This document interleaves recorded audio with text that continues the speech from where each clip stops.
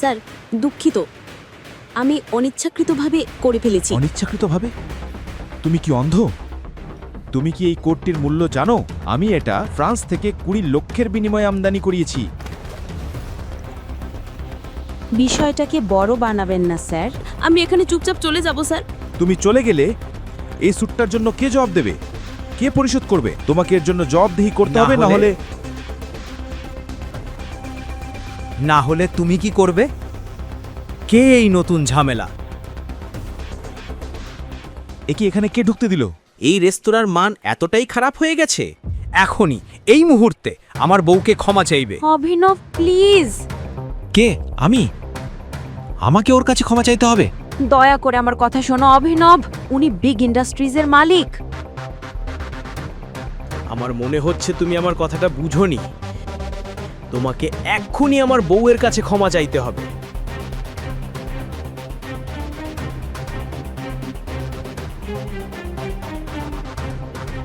তুমি কি জানো আমি কে? তুমি কি জানো এই শহরে আমি কত বড় হীরা ব্যবসায়ী? মিলিয়নিয়ার, ট্রিলিয়নিয়ার সবাই আমার পকেটে। আমি চাইলে তোমাকে মেরেও ফেলতে পারি। আমি চাইলে এক চুটকিতেই আমি তোমার পুরো ব্যবসায় ধ্বংস করে দেব। দেখতে চাও? করো, যদি পারো করো।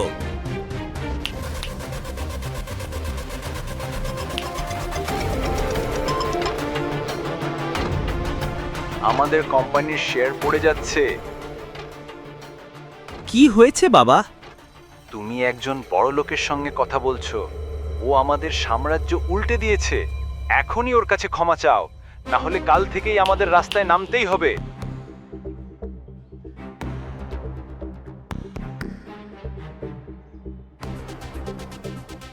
আপনি কে স্যার?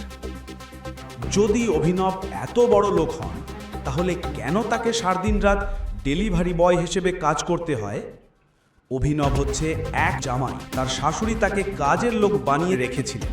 তার শাশুড়ি শারমিলা অভিনবকে রান্নাঘর থেকে বের হতে দেখে তাকে লাঞ্ছিত করার চেষ্টা করে। আমার পা ব্যথা করছে, এসো এবং ধরো। আমার একটা জরুরি কাজে যেতে হবে, আমি আবার ফিরবো। হাই, তুমি এমন আচরণ করছো যেন একে কোনো হোটেল মালিকের সাথে দেখা করতে যাচ্ছ। তুমি তো খাবার ডেলিভারি করতে যাচ্ছ। আমি তোমাকে সেই টাকা দেব। অনন্যা ভিতরে আসে। এই কি শোরগোল? তুমি কেন চিৎকার করছো? আমার কি একা চিৎকার করার জন্য মাথা ব্যথা হচ্ছে? তোমার স্বামী এই বাড়িতে আমার গলার কারণ। তোমার দাদু তাকে তোমার সঙ্গে বিয়ে দিয়ে তোমার জীবন নষ্ট করেছেন। বলি তো, তাকে এই ঘর থেকে তাড়িয়ে দাও, সে অনর্থক।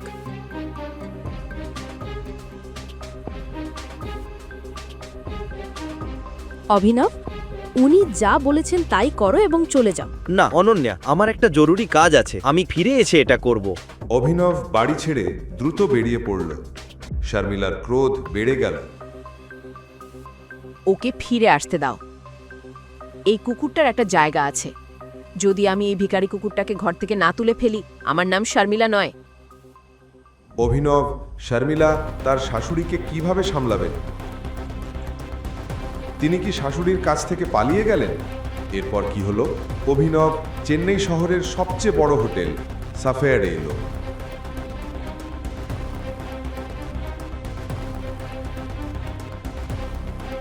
হেই,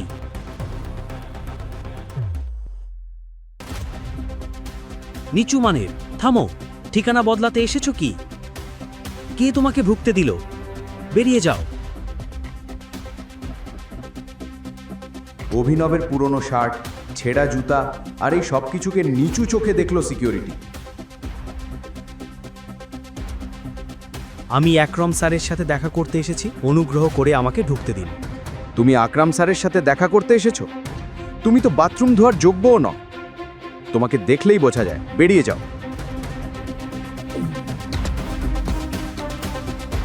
বেরিয়ে যাও। সিকিউরিটি গার্ডরা তাকে টেনে বের করে দিল। সেই সময় তার এক্স গার্লফ্রেন্ড বৈভাবী ও তার নতুন বয়ফ্রেন্ড দেবও সেখানে এলো। সিকিউরিটি?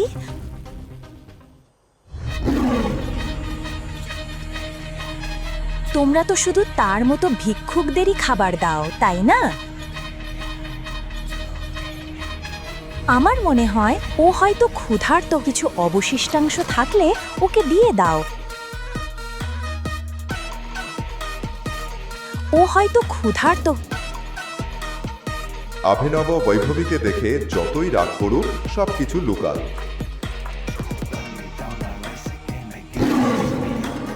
বিশ্বাস হচ্ছে না বেবি, এই ভিক্ষুক কি তোমার এক্স বয়ফ্রেন্ড? দেবের কথায় অভিনব রেগে গেল।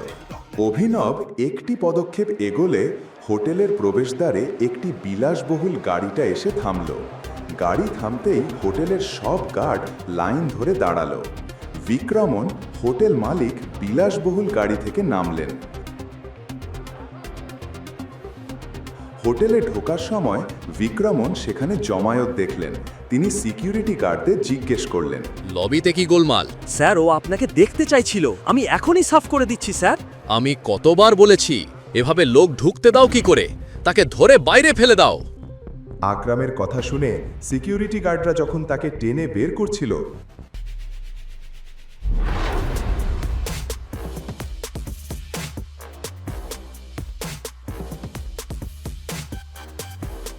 অভিনবের হাতে থাকা আংটিটি আকরামের নজরে পড়ল।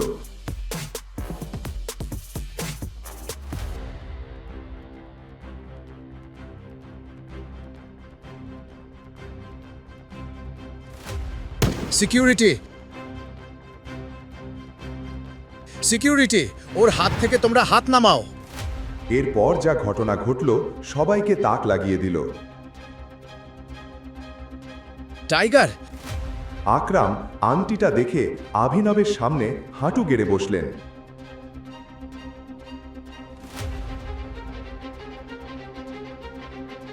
টাইগার, এটা কি তুমি? আমি তোমাকে ঠিকমতো চিনতে পারিনি টাইগার। শহরের সবচেয়ে বড় ব্যবসায়ী কারো এক জিনিসের জন্য অভিনবের পায়ে নত হলেন। অভিনবের আংটির পেছনে কি রহস্য? সেই রহস্য কি সকলের সামনে উন্মোচিত হবে?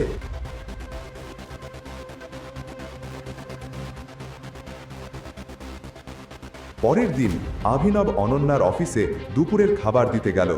অফিসটি খুব ভিড়ভাড় ও উত্তেজিত ছিল। সেই সময় প্রবেশপথের টিভিতে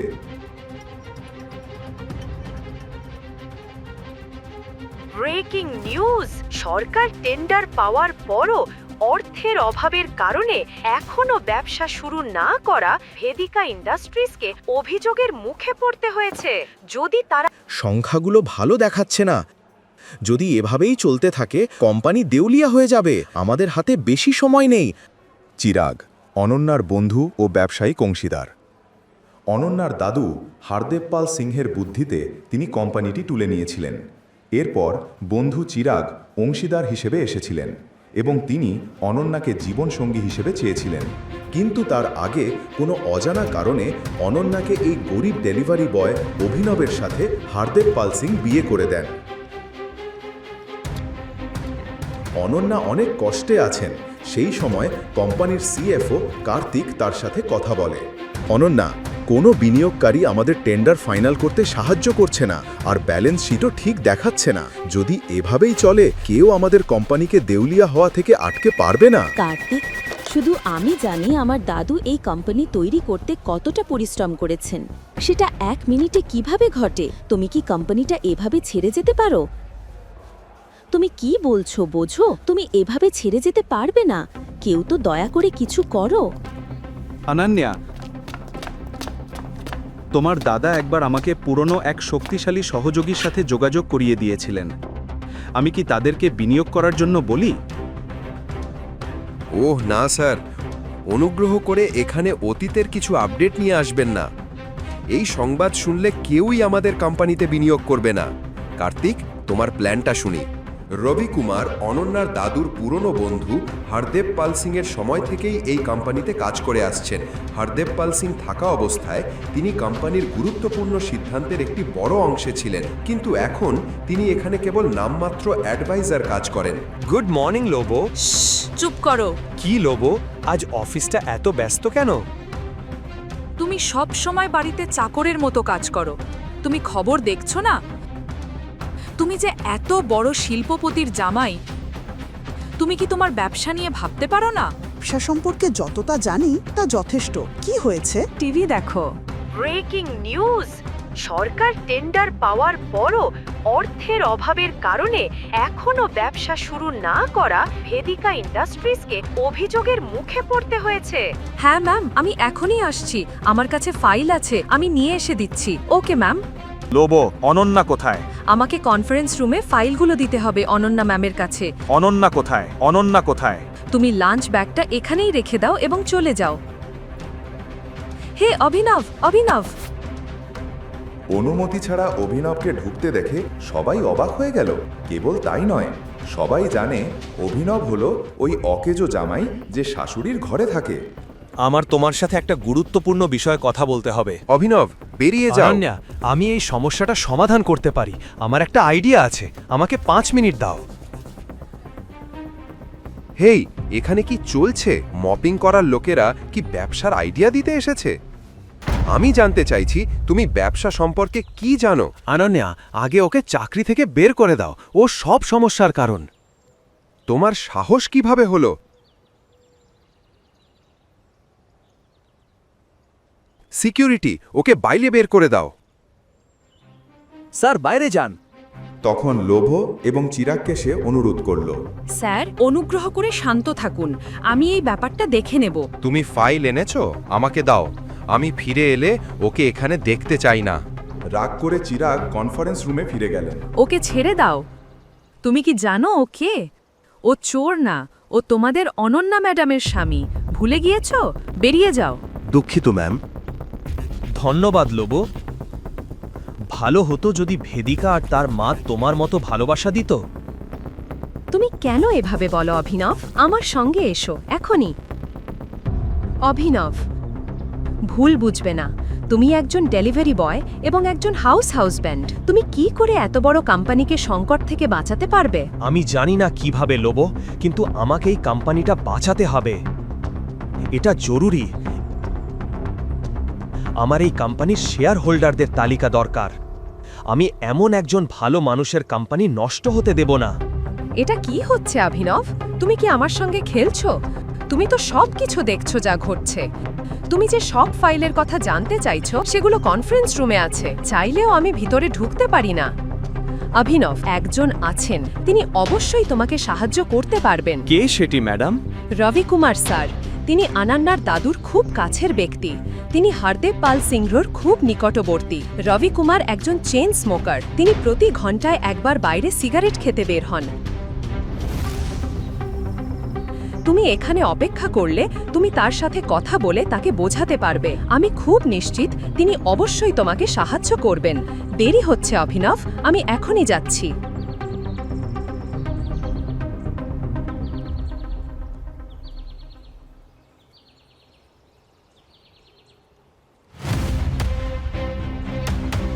নমস্কার মিনিস্টার স্যার, কেমন আছেন? অভিনব স্যার, তুমি আমাকে ফোন করেছো? তোমার ফোনের জন্য আমি কৃতজ্ঞ। স্যার, এটা কিছু না, আপনি দয়ালু। আমি আপনার কাছ থেকে একটা ছোট উপকার চাইছি। আপনি আমাকে সাহায্য করবেন? তুমি কি করতে বলবে বলো।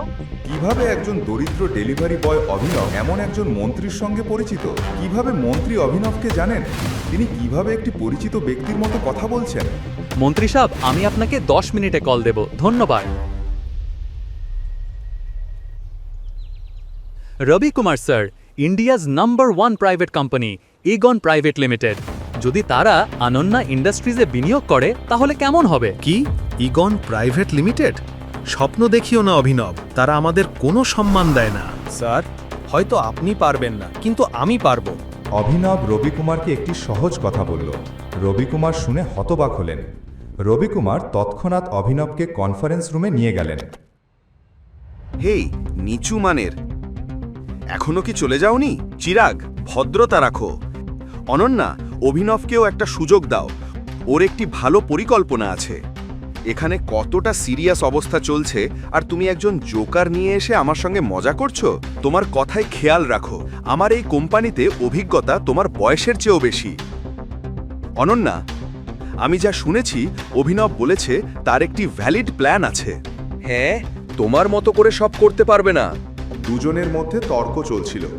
অনন্যা কিছু একটা ভেবে বসেছিল। তার দাদুর কথা মনে পড়ল। অনন্যা, এটা ভালো করে জেনে রেখো, অভিনব তোমার জন্য একটি ভালো স্বামী হবে। যদি তুমি বা আমাদের কোম্পানি কোনো সমস্যায় পড়ে, অভিনব সেটি সমাধান করে আমাদের রক্ষা করবে। অনন্যা তর্ক দেখে রেগে গেলেন। বন্ধ করো চিরাগ, ভুলে যেও না আমি এই কোম্পানির মালিক। এখানে সকল সিদ্ধান্ত নেওয়ার ক্ষমতা আমার আছে। অভিনব,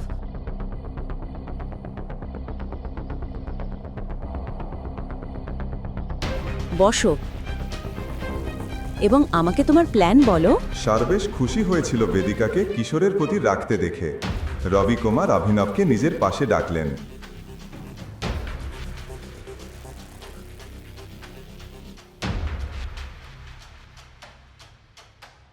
আনন্যা, আমি এই আর্থিক সংকট সমাধান করব, কিন্তু তার আগে শেয়ার হোল্ডারদের বিবরণ এবং ব্যালেন্স শিট দেখতে চাই। এটা বেশি হচ্ছে। আমরা কিভাবে কোম্পানির বিবরণ একজন অপরিচিতকে দেব? কার্তিক, ল্যাপটপটা আমাকে দাও। অনন্যা, বোকাটার কথা শুনছো? শুধু ল্যাপটপটা দাও কার্তিক। আর চিরাগ, তুমি কেন তোমার ভাষা নিয়ন্ত্রণ করো না? অভিনব আমার স্বামী, এটা ভুলে যেও না। 2 বছরের মধ্যে প্রথমবার অভিনব অনন্যাকে আরেকজন পুরুষের সাথে ঝগড়া করতে দেখছে।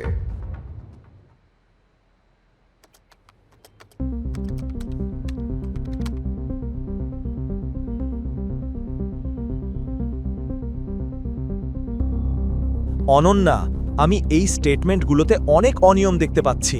আমি দেখতে পাচ্ছি আমাদের বিনিয়োগকারীরা ছেড়ে যাওয়ার প্যাটার্ন। শুধু তাই নয়, আমার ব্যালেন্স শিটে লেনদেন নিয়ে সন্দেহ আছে। হেই, বাজে কথা বলো না। এটা বলো, তুমি কিভাবে কোম্পানি বাঁচাতে যাচ্ছ?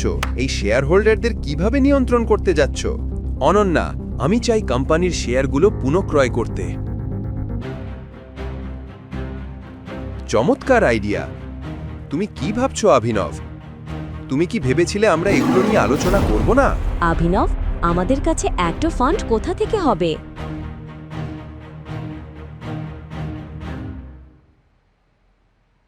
আমাকে একটা কল করতে দাও।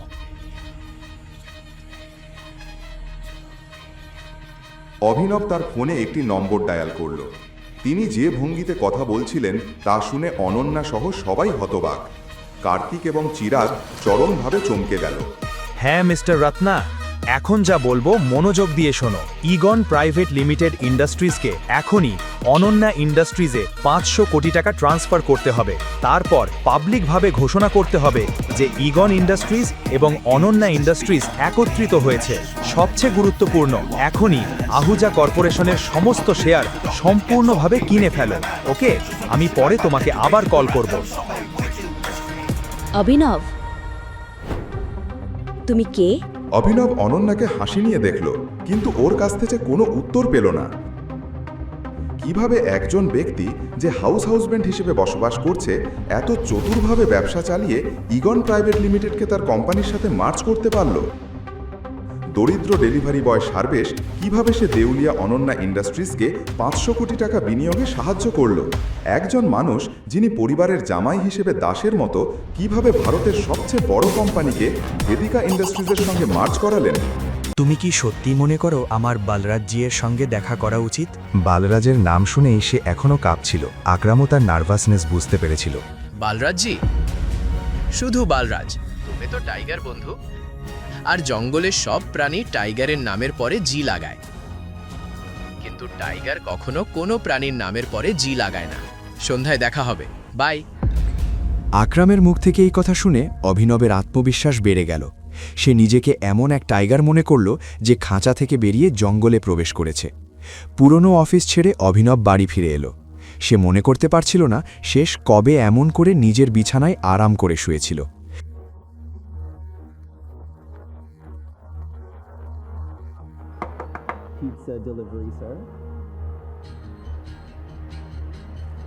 অর্ডারটা তো মাত্র 500 ছিল, তাহলে আপনি আমাকে 1000 কেন দিলেন? তোমরা ডেলিভারি ছেলেরা খুব কষ্ট করে কাজ করো বন্ধু, এই 500 টাকা তোমার টেপ। এদিকে অভিনব মনোযোগ দিয়ে পিৎজা বক্সটার দিকে তাকিয়েছিল। সে মনে করতে পারছিল না শেষ কবে পিৎজা খেয়েছিল। আজ সে বুঝতে পারল বৈভবী আর নিজের জন্য একটা বাড়ি কেনার জন্য সে কত ইচ্ছেকে ত্যাগ করেছিল, কিন্তু এখন সে আর থামবে না। সন্ধ্যায় অভিনব হোটেল স্যাফায়ারে যাবার জন্য প্রস্তুতি নিতে শুরু করল। সে একটি ধূসর শার্ট আর কালো প্যান্ট পরল।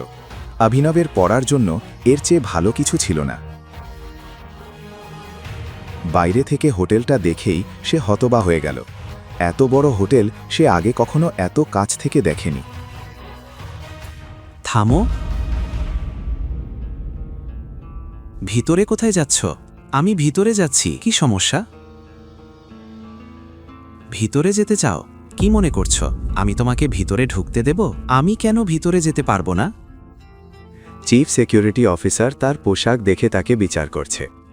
শোনো, তোমাদের মতো লোকদের আমি খুব ভালো করে চিনি। অযথা নাটক করো না, এখান থেকে চলে যাও। তুমি আমাকে কিভাবে চেনো? তুমি কি আমার আত্মীয়? আমি যখন ভিতরে যেতে এসেছি তখন ফিরে যাব কেন? এই হোটেলটা কি তোমার বাবার?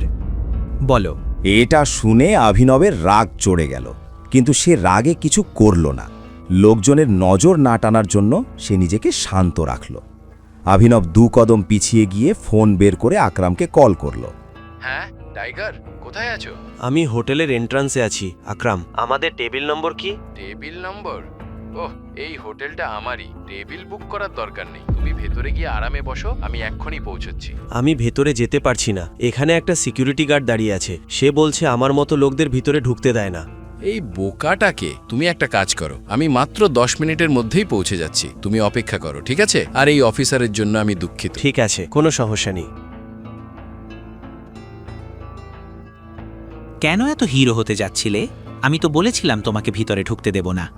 তুমি প্রধানমন্ত্রীকে ফোন করলেও না, বুঝেছো? এখন এখান থেকে বেরিয়ে যাও। ও দেখ তো, তোমার ওই অকেজো এক্স। চলো ওকে নিয়ে একটু মজা করি।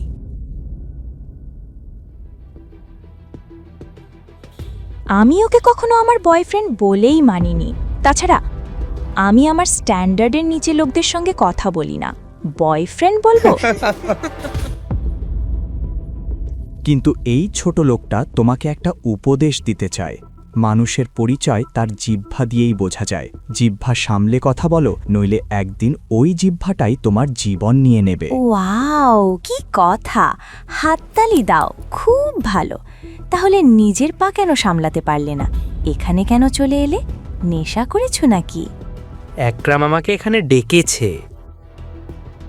ও হ্যাঁ, মনে পড়ল। আকরাম স্যার সেদিন বলেছিল তুমি নাকি তার এক ড্রাইভারের ছেলে। তাহলে কি বাবার জায়গায় ড্রাইভারের চাকরি চাইতে এসেছো, তাই তো?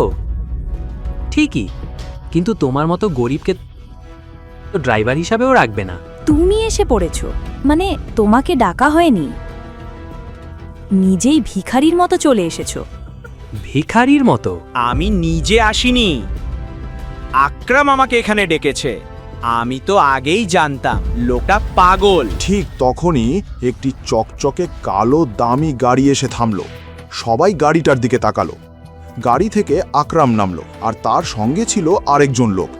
সে ছিল লম্বা, সুগঠিত আর শক্তপোক্ত। সে আর কেউ নয়, বলরাজ। সে একটি খুবই নামী পোশাক কোম্পানির মালিক এবং দ্য মাফিয়া কিংয়ের এক শক্ত স্তম্ভ। তাকে দেখে অভিনবের চোখ বড় হয়ে গেল। বলরাজ সম্পর্কে সে আগে থেকেই শুনেছিল। তুমি কি সত্যিই মনে করো আমার বলরাজজির সঙ্গে দেখা করা উচিত? সে তাকে ছবিতে দেখেছিল, কিন্তু ছবিতে দেখা আর সামনে থেকে দেখা এই দুটির মধ্যে আকাশ পাতাল তফাৎ। তার মনে প্রশ্ন জাগল, বলরাজ কেন তার সঙ্গে দেখা করতে চাইছে। এখানে কি হচ্ছে? সরি স্যার, কিন্তু এই লোকটা আমাকে আর কাস্টমারদের খুব বিরক্ত করছিল। আমি এই চোরটাকে ভিতরে ঢুকতে দিচ্ছিলাম না, তাই ও এখানে ঝামেলা করছে। তোমার সাহস কি করে হয় ওকে চোর বলার? তুমি কে ওকে ভিতরে ঢোকা থেকে আটকাবে? তোমার বাবা কি এই হোটেল খুলেছে? ও আমার অতিথি, আর আজকের পর যদি তোমাকে এই হোটেলের আশেপাশে দেখি, তোমার পা ভেঙে দেব। এখান থেকে চলে যাও। Sorry sir.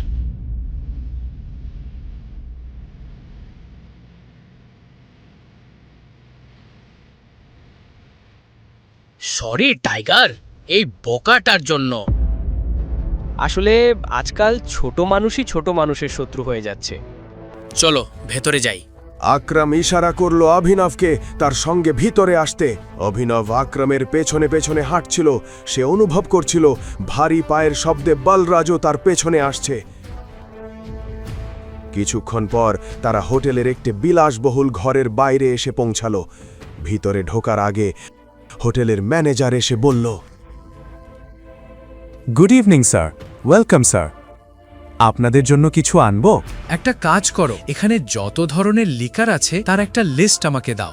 শিওর স্যার, কিন্তু স্যার যদি আপনার আপত্তি না থাকে, আমি আমাদের হোটেলে থাকা সব লিকারের নাম জানি। আমাদের কাছে টেকিলা আছে 5 লাখ টাকা, ভডকা 8 লাখ টাকা, হুইস্কি 1 লাখ টাকা, আর জিন আছে 12 লাখ টাকা স্যার। আপনি কি নিতে চান? গ্রেট। ব্যাপারটা হলো আজ আমার কাছে খুব স্পেশাল গেস্ট আছে, তাই সবচেয়ে দামিটা পাঠাও আর বাকি সব কিছুই পাঠাও। শিওর স্যার, আমি আপনাদের জন্য সেরা লিকার নিয়ে আসছি। Good evening sir. আকরাম, হোটেলটা তোমার, অ্যালকোহলও তোমার, তবুও তোমার ম্যানেজার তোমাকে অ্যালকোহলের দাম বলছে, যখন তুমি যে কোনোটা নিতে পারো। কারণ বন্ধু, আমি দিনের হিসেব করে অ্যালকোহল অর্ডার করি, আর আজকের দিনটা আমার জন্য খুবই গুরুত্বপূর্ণ, আসলে আমাদের সবার জীবনের জন্য। তাই আজ আমরা তিনজনই দামি অ্যালকোহল নেব। তো চল উপভোগ করি। ওকে, কাম, লেটস এনজয়। এখন এখানে তোমার পরিচয় লুকানোর দরকার নেই। এই ঘরটাও প্রাইভেট আর সবচেয়ে সেফ। বসো। ঘরটা ছিল ভীষণ বিলাসবহুল। তিনজনই বসে পড়ল। অভিনব খুব মনোযোগ দিয়ে বালরাজকে লক্ষ্য করছিল। বালরাজ, আজ আমি তোমাকে এখানে ডেকেছি খুব গুরুত্বপূর্ণ একটা খবর দেওয়ার জন্য। আমরা সঞ্জয়ের ছেলে টাইগারকে খুঁজে পেয়েছি, কিন্তু সে এখন আন্ডার কাভারে আছে, তাই বাইরে তোমার সঙ্গে পরিচয় করাতে পারিনি। Excuse me, sir. Your snacks and drinks.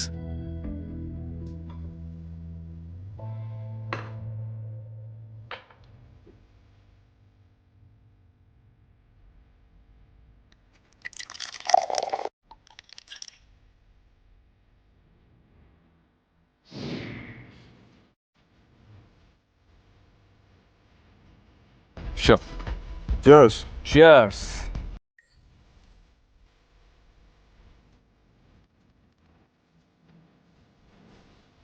তাহলে এই হলো টাইগার? হ্যাঁ, এটাই আমাদের টাইগার। আমি চেয়েছিলাম ও যেন আমাদের টিমের বড় আর গুরুত্বপূর্ণ সদস্যদের সঙ্গে দেখা করে, আর দেখা করার পর আমরা যে পথে এগোচ্ছি সেই পথে আমাদের নেতৃত্ব দেয়। ক্ষমা করো বন্ধু, কিন্তু আমি একটু হাসছি। কি হলো, সব কথা তুমিই বলছো। আমাদের টাইগার কি বোবা? বলরাজ, টাইগার সম্পর্কে এভাবে কথা বলা উচিত নয়। ক্ষমা করো বন্ধু, ক্ষমা করো। তোমার এই সাহসটা আমার ভালো লেগেছে। ওকে,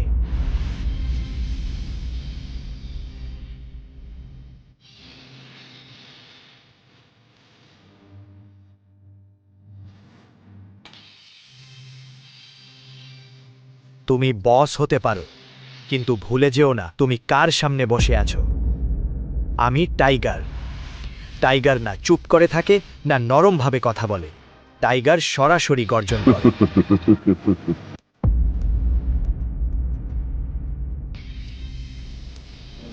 তাহলে তুমিই টাইগার? ওকে টাইগার, বলো তো, এত বছর তুমি কোথায় ছিলে? এমন নয় তো যে এত বছর পর হঠাৎ এসে আমাদের মাথার উপর বসে পড়বে আর আমরা মেনে নেব তুমি টাইগার? এটা কি কোনো মজা? তাই তো বলেছিলাম আকরাম। আর যে সিংহাসনের কথা বলছো, সেটা দখল করা হয় না, সেটা অর্জন করতে হয়, বুঝেছো? আমি খুব ভালো করেই জানি চিন্তায় আমার রক্তে নেই। এত বছর আমি কোথায় ছিলাম, কি করছিলাম, এসব বোঝানোর সময় আমাদের নেই। আর আমি টাইগার কিনা সেটা নিয়ে ওকে, তুমি পথ দেখাও, আমি প্রমাণ করে দেব। ব্রাভো! এই কথাটাই আমি শুনতে চেয়েছিলাম। আকরাম হাসি নিয়ে অভিনবের দিকে তাকালো। তার চোখে অভিনবের জন্য গর্ব স্পষ্ট ছিল। অভিনব তার কল্পনার থেকেও বেশি ভয়ঙ্কর ছিল, কিন্তু বালরাজের কপালের ভাঁজ তখনও কাটেনি। তার চোখ বলছিল এত সহজে সে অভিনবকে টাইগার হিসেবে মেনে নেবে না। যাই হোক, পুরো গ্রুপে বালরাজ যদি কোনো কিছুর জন্য পরিচিত হয়ে থাকে, সেটা হলো তার জেদ। সে মেনে নিতে পারছিল না যে আগামীকাল একটা ছেলে তার ওপর রাজত্ব করবে। শুধু আকরামের প্রশংসা যথেষ্ট নয় প্রিয়, আর আমি এখনো মেনে নিইনি যে তুমি টাইগার। তুমি বলেছ তুমি প্রমাণ করতে পারো যে তুমি টাইগার, তাই তো? ওকে, আমি তোমাকে চ্যালেঞ্জ করতে চাই। তুমি কি বলছো? রিল্যাক্স আকরাম, রিল্যাক্স। চলো ফাইট করি।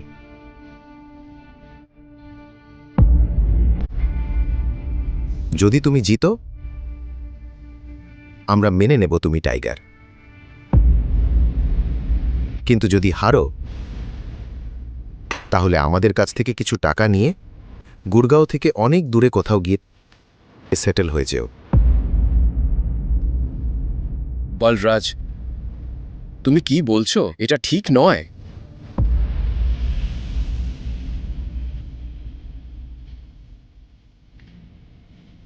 চলো ফাইট করি। কবে ফাইট করতে চাও? এটা শুনে বালরাজের মুখে একটা হাসি ফুটে উঠল। আকরাম হতবাক হয়ে গেল। এরপর কি হবে?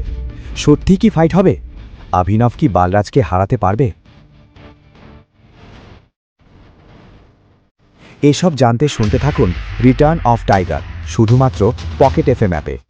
আর দ্য রিটার্ন অফ টাইগারের সব এপিসোড শুনতে বর্ণনায় দেওয়া লিঙ্ক থেকে পকেট এফএম অ্যাপ ডাউনলোড করুন।